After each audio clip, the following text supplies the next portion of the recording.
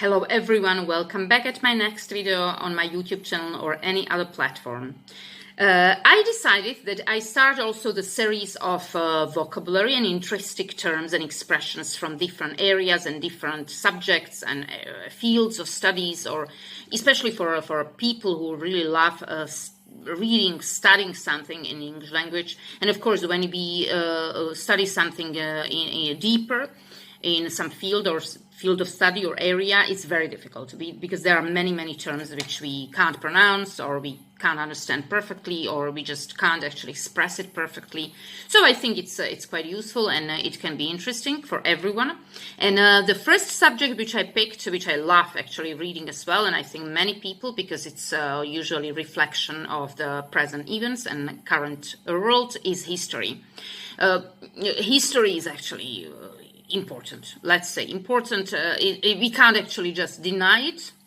We can study it, we can somehow distort it, we can copy it, we can refuse it, whatever we can do with history, but we have to at least study it. So let's start with the first historical term, which is archive. And archive, I think everyone understands. Archive is actually, what is it? It's basically depository or registration of containing historical records and documents. So the problem is that, sometimes people don't understand, but actually not only books, documents, all the letters, anything what is actually connected with history and documents, that's archive. The next one is artifact. Artifact we usually encounter with artifacts in museums and galleries. Why? Because it's actually coming from the history, from the past.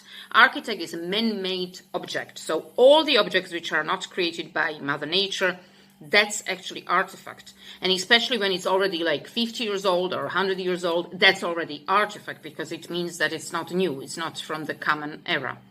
Artifact, a lot of, for instance, pottery, different objects of the people which were actually preserved from the past, and so on and so on. What is history? History is basically studying of the past events, the past actions, the past steps of our ancestors. That's history. Yeah. Historians say that, for instance, we study history from like 50 years ago. Then starts something like history, but 50 years ago it's still like contemporary events. Yeah, because it's still somehow connected with the current era or current events or present moments.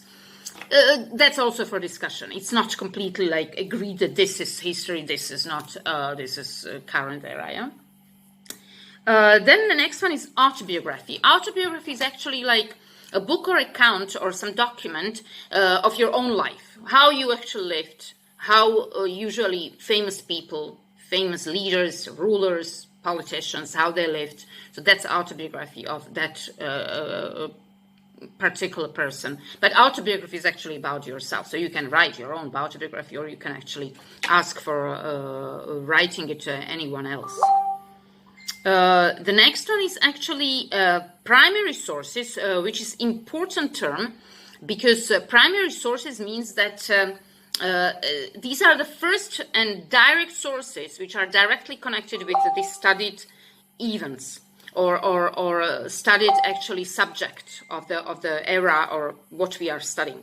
That's primary sources. It's usually connected with the people who really encountered with these events and actions and steps and anything.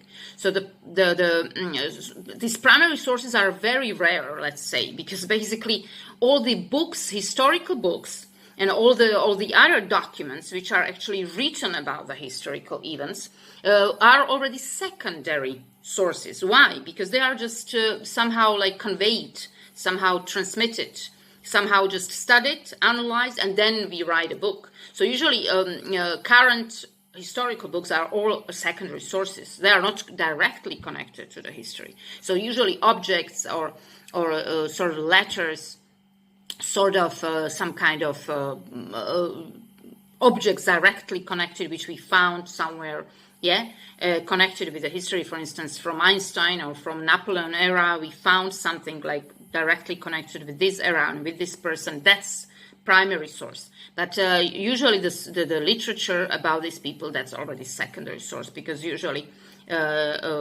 these people who wrote these books were not present in that era who they are writing about.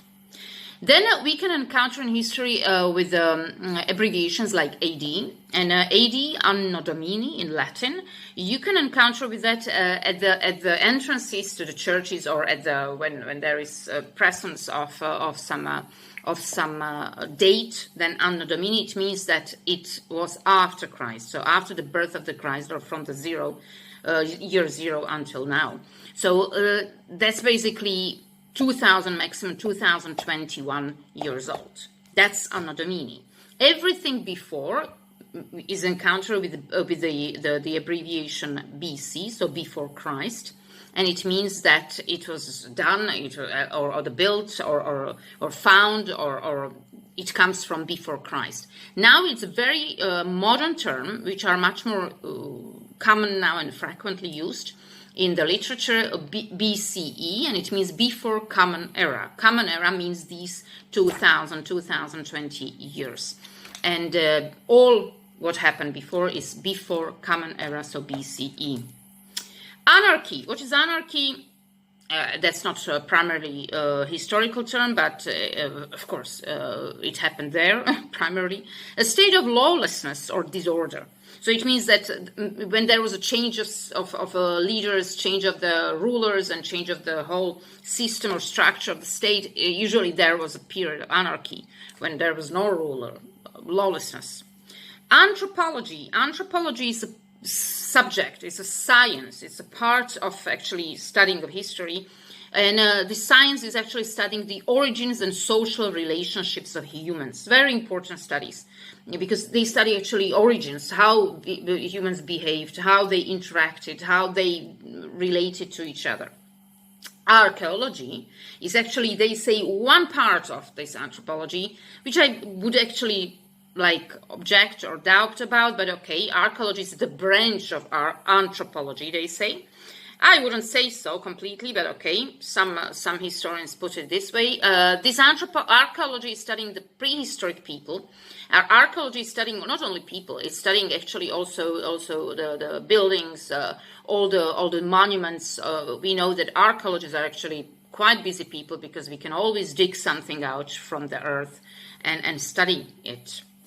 Then the next one is boycott. Boycott, what does it mean? Boycott is a refusal to have commercial dealings or some kind of agreement and good relationships with some organization. In the past, it was primarily about tribes and countries, and there was a boycott of, I don't know, China and delivery from China, something we can actually encounter with this term also in nowadays, the politics in current relations.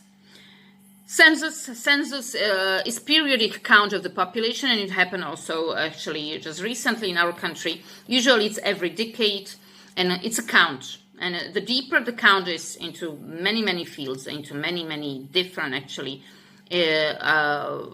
indicators, the better the census. Century is actually a period of 100 years. We know decade is a period of 10 years, and millennium is a period of 1,000 years. So now we are actually living in second millennium. And civilization. What is civilization? This term is actually primarily connected with biology, sociology, history, and it's society in an advanced state of social development. There is not actually exact term what is already advanced state of development or not. We cannot say that Middle Ages or societies or societies of 1800 were not developed, because they were, in that era, they were quite developed. So we can say civilization from maybe even prehistoric times. There started actually some civilizations. Clergy is a special term primarily connected with history, because that's the entire class of religious officials. It means that religious officials, especially in Western terms, in Christianity, that's clergy. Of course, clergy is also in Buddhism, Hinduism, or in Islam. But clergy, primarily it means and historians connected with Christianity, and the entire class of these religious archbishops, bishops, and at the top, Pope, all these people are clergy. Colony is not only primarily connected with people, colony and colonization from that, a group of organisms of the same type living together. It can be anything. It can be animals, insects, tiny little something living, so that's already colony. So, and it was actually then referred primarily to people. Deity is a specific term, and a lot of people don't know, but deity is actually a supernatural being worshipped as a controlling the world. Deity actually is connected primarily with ancient Egypt, ancient Mesopotamia, ancient Greece, because deity, the king or the pharaoh or the people who were actually like leading the countries in those times were also deity, because they were controlling the world on the basis of actually that supernatural power they got from the gods, from the heaven. So a deity connected with this usually ruling and leading power. And from that is deism, which means the belief in God on the basis of reason alone. Deism is actually this kind of feeling that, okay, I believe in God no matter what. There is no reason, actually, alone, just that I believe. So that's deism. These terms are primarily connected with sort of like autocratic and ancient role and power of the leaders. A democracy, we know the orientation of those who favor government by the people, and it was actually born in ancient Greece. Democracy, people who believe that actually the government of the people is the best. We are now living in democracy, modern type of democracy. Well, we can discuss if it's the best or not, what else could be living and what would be better. That's for discussion, democracy.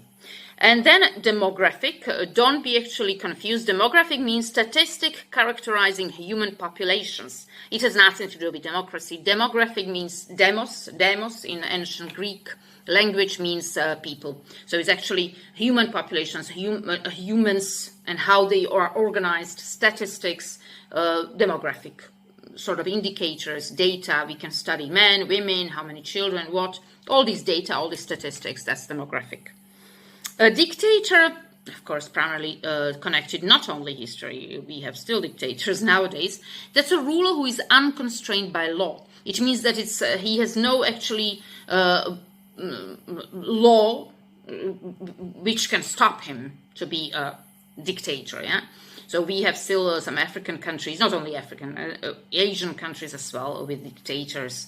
Rule is unconstrained by law and nobody can stop him, dictator, only maybe when there is a real kind of system of militaristic leaders who can actually stop then a dictatorship. Domino effect, what is domino effect? Domino effect is not primarily connected with history, but it's the consequence of one event setting off a chain of similar events, like a falling domino causing a whole row of appended dominoes to fall. Domino effect means that one event happens and then, of course, all the other follow up and follow because of one event. And like domino, when you know what is domino effect, then of course you understand it also. When it's referred to history. Dynasty, it is a sequence of powerful leaders in the same family. Dynasty is basically family, but it's connected primarily with the power and with the ruling power of that family. So dynasty means the sequence of these leaders. So we know the dynasty for the Habsburgs. That's kind of one dynasty. And then empire. Empire is a domain ruled by a single authoritative sovereign. So empire means that kind of region. We know that empire was Habsburg's empire, a Roman empire. So there were many empires in the history, and that was a domain ruled by one authoritarian regime or sovereign. Enlightenment is a kind of movement, but also education that results in the spread of knowledge. Enlightenment, it happened after the Middle Ages. We know Enlightenment happened, especially in France, Spain, even in Great Britain. And that was this kind of era when there was education, and they believed that education and only education and knowledge can actually save us from all the problems and issues of the world. Science started to be very important for them. Enlightenment, a good type a good era, good period of history. Then Epoch. Epoch is a period marked by distinctive character. Epoch is one part of the time or period of time when something happened. Yeah, epoch is very similar. Is era. Era is a period marked by distinctive character as well. So we can say epoch or era. It doesn't matter. Epoch or era. And today I actually will finish with exile. And exile means the act of expelling a person from their native land. So exile.